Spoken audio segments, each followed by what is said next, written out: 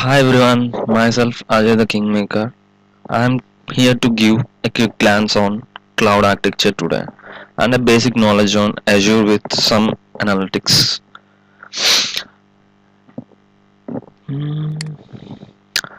Here, but before going to the cloud, I want to explain you what is a cloud. Here, cloud where there is an environment in which we can do whatever the things which we are doing in the local space like deployments, migrations, and other resources which we are using in the local with less cost and more performance and more security we can get through with the cloud also. So hereby I wanna tell you how many clouds are there. Like mainly the trending clouds in the market as of now are like Microsoft Azure, AWS, Google. Azure is a Microsoft product and AWS is coming as an Amazon Web Services which was launched by Amazon, and Google is a completely a Google product. So in Azure we have developed like IaaS, PaaS and SaaS. These are the three things which the cloud is categorized, I can say. Where before going into the complete depth, I want to explain you what is an Azure actually. Azure is completely a secured Microsoft cloud complete cloud environment where we'll have a free resources up to the limit. Like we'll have a free account, I can say. Microsoft is providing you as a free subscription which can be used till 12 months, that is 1 year with a free subscription. We can use whatever the resources we are expecting from the Azure and with a very less cost and more security. Even the free subscription is getting the all the security and all the support from the Microsoft Azure till 12 months only. And after that there will be no subcharges. Only once we click the pay as you go, means it will be converted from free subscription to payment plan. Then we can use unlimited resources with the billing cost as per the usage of the resource in the Microsoft Azure. Until you use a resource there will be no cost from Microsoft Azure, I can say. So when we go with the Microsoft Azure, there will be a doubt like why we go with Microsoft Azure only when there is a multiple clouds in the market like AWS and Google also. So for a best scenario I can say when we go with the Microsoft Azure there will be a free subscription of 12 months and I previously explained. The same the AWS also giving, but in case of comparison of the cost level, support level and infrastructure level, Microsoft Azure will the best, I can say. So when we go with the Microsoft Azure, I'll go with the explanation of IaaS, PaaS, SaaS. What is an IaaS? What is a PaaS? What is a SaaS? So IaaS, the name itself indicates like infrastructure as a service. I said previously Microsoft Azure is a completely infrastructure base, whereas Amazon is an instance base. So where there is any creation of any resource or anything in AWS will come as an instance to everyone, and in case of Azure if you create any instance or any resource that will be considered as an infrastructure, I can say. That means a space is consuming or a space is creating in the cloud like in Microsoft Azure. So in depth IaaS, I can say infrastructure as a service. In case of infrastructure as a service, we'll create an environment like a space. Like I can say best example is an resource group is a best example from the Microsoft Azure, where it will create a group like a complete space in which we can create the resources like a group of items. So what's the use of resource group? Because when we go with the multiple deployments, multiple migrations or a multiple projects, because cloud is a limitless environment, in that we can create multiple things at a time, we can deploy multiple projects. So in order to reduce the confusion or reduce the I can say confusion from the multiple resources, we'll create a resource group. We'll use a resource group where we can create one resource group with the project name or an application name. So in that resource group we can keep all the resources which are related to the particular project only by creating with the project name, I can say. So like example Azure if I create as a project group, the complete whatever the resources which I am using for the Azure will come under to the Azure resource group only. So whenever I open my cloud next day or after a 1 week of time, I can easily segregate the resources like whatever the resource which I am using for Azure without any confusion. So in case of infrastructure, what are the resources which will come under the IaaS? I can say the main resources which will come under IaaS will be like app services, virtual machines, and the latest one I can say Azure Site Recovery, which is the latest migration technology or a migration technique through which we can migrate our local virtual machine to the Azure, I can say. So app services, I just said the names, but what's the app service? What is a virtual machine? So when coming to app service, I'll give a basic glance. What is the app service? The name itself indicates that app, a service. So Microsoft is a completely service based. So app service means here there are 3 to 4 categories like mobile applications, web applications, Windows applications. Where in app service we can deploy any type of application like mobile apps, web applications or Windows applications from our local to the cloud. So when we go with the deployments, we'll use when in order to deploy an application or in order to deploy any service, we are going for app services.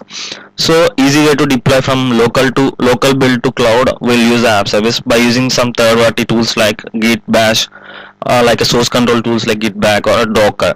In case of Docker, we'll use a container deployment. In case of Git, we'll normally push the build from local to the cloud like that. So there are multiple third party tools in the market we can use for deployments. That is another topic. So when we go with virtual machines, the second one, virtual machines is a virtual machine. Virtual means a machine which is in the cloud, which is just not like a physical system, but it acts like a physical system, I can say. So virtual machines, why we use when we are deploying a major resources, like we need a server and we need an deployment in a system like locally, which we are doing just to replicate the same environment in the cloud, we'll choose the virtual machine where we can create the same environment completely, where the local we are using the copy of the environment in the virtual machine of the cloud. So in case of Azure Site Recovery, which is the latest migration technique through which we can just resemble like a Xerox copy of our local virtual machine which is running in a virtual box or any VMware or anything. We can just resemble the same thing with a simple technique into the cloud architecture, where we can monitor, we can control everything from the local to the Azure by using the Azure Site Recovery technique. So that's itself for the IaaS. And when we go with the PaaS, whereas PaaS is the name itself, it indicates that platform as a service. It indicating that platform, like Microsoft Azure is providing as a platform type in case of PaaS. So what are the platforms it was providing? For example, it was providing Java platform, .NET platform, or Python platform, Silverlight platform. All type of platforms which will be available in our market will be available in our Azure also. So why we use PaaS? When we use PaaS, I can say, and why we use PaaS? When we use PaaS means when there is a requirement of any technology, like we are going for deployment of a migration or anything of Java application or a .NET application, like in case of web applications. When we choose web applications, there are multiple technologies. So I'll take the example of Java or a .NET or a cross-platform. When we go with the cross-platform means there is an Angular server will be in the I can say it is Angular is in front end, and Python or any Silverlight will be in the back end. So in case of these type of techniques, we will go with the PaaS. So where we will use multiple technologies at a time for a single application. So I'll use Java and .NET at a time. So in this case, Java will be like a server side and .NET will be like a client side I'll use. So in this case, platform as a service will be very best technique, I can say. When we go with the comparison like IaaS PaaS, in case of the previous techniques, we are going with the IaaS, but in case of these type of application development or anything, we will go with the PaaS. So the last and final one is a SaaS, software as a service.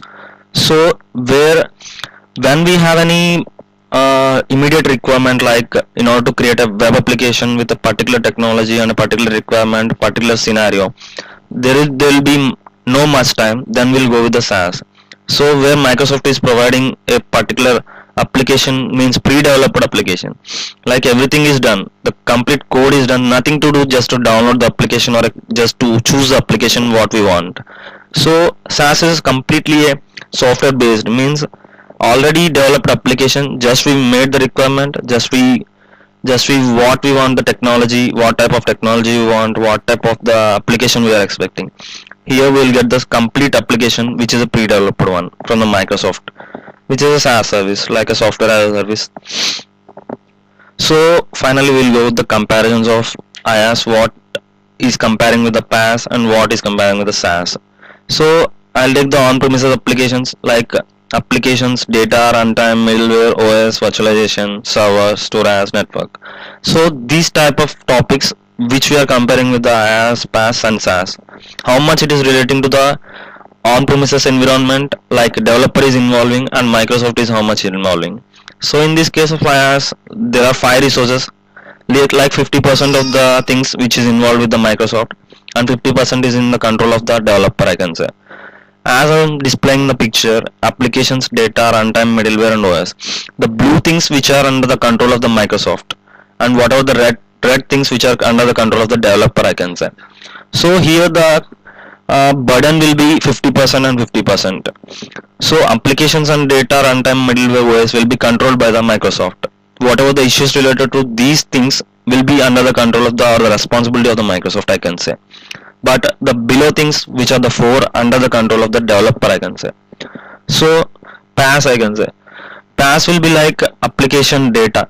So in case of that, application and data will be controlled with the developer.